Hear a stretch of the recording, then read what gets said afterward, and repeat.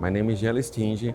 I'm a researcher working to address a knowledge gap in surgical treatment for prostate cancer. I will be presenting long-term results of our study on lymph node removal during surgery and whether doing more always means doing better. The study is the first phase 3 randomized control trial to include patients with localized, intermediate to high-risk disease who hadn't received prior treatment.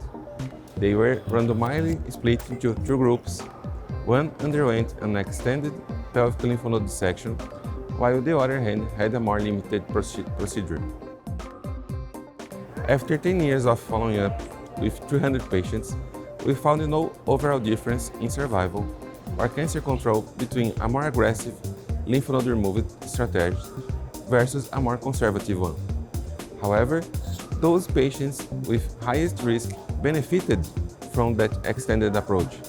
In these patients with aggressive disease, long-term results showed that removing a wider group of lymph nodes can delay the return of cancer by several years, can reduce the risk of the cancer spreading elsewhere in the body, and potentially delay or avoid the need for additional treatments like radiation or hormone therapy.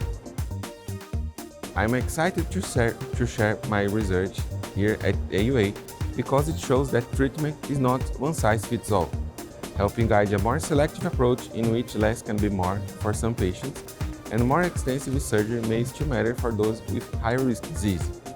Shared decision-making is key.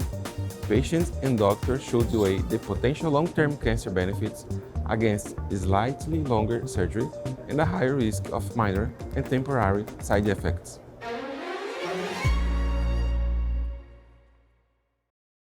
Thanks for watching, but now an important disclaimer.